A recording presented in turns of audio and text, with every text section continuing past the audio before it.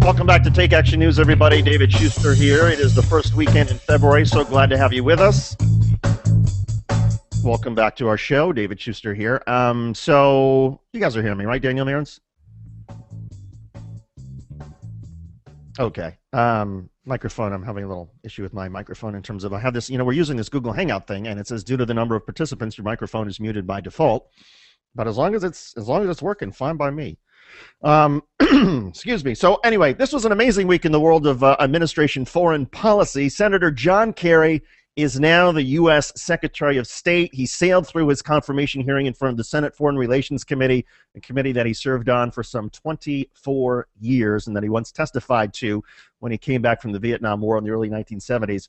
John Kerry sailed through unanimously through his confirmation hearing by that panel, and then the vote went to the full floor of the United States Senate, and here's how the results went. Is there anybody in the chamber wishing to vote or change their vote?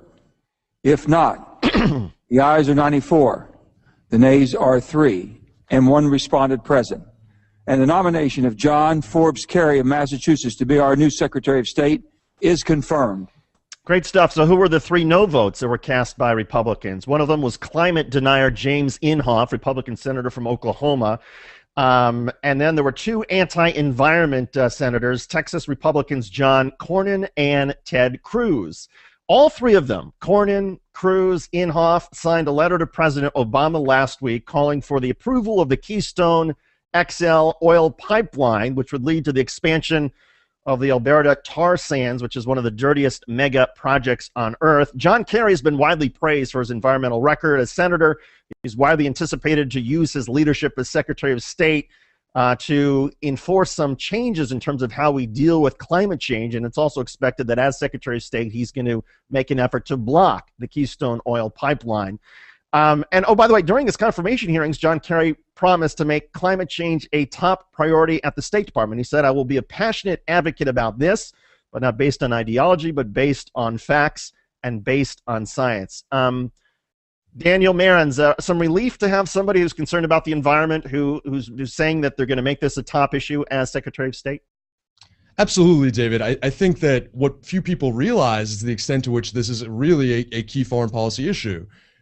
If you remember back during the Bush administration years, America did not sign on to the international treaty to reduce carbon, some kind of a carbon trading system called the Kyoto Protocol.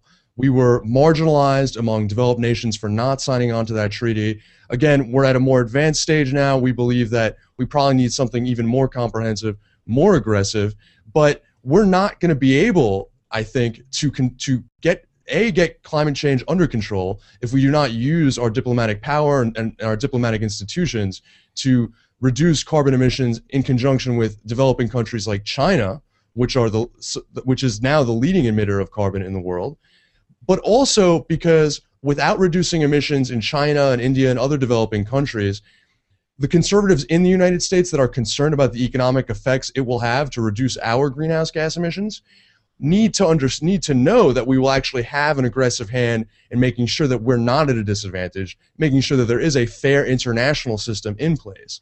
And so this really is a major foreign policy issue. As for the Keystone Pipeline, we've heard from our congressional expert, Charlie Mitchell, this is going to be a very, very contentious issue.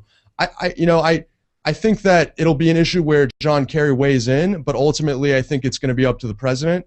It's going to be up to folks like the president's new head of the Environmental Protection Agency, the new Secretary of Energy, whoever that may be, and really also up to the president's liberal base, which up to this point has made this issue anathema.